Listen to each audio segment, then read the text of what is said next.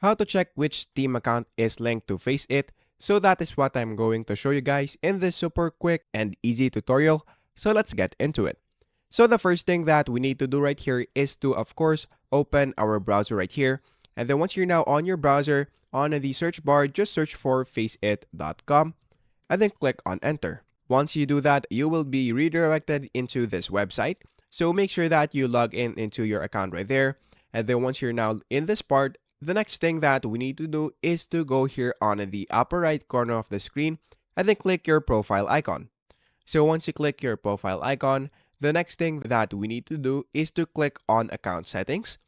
And then once you're now here, the next thing that we need to do right here is to go in this part and then just look for integrations.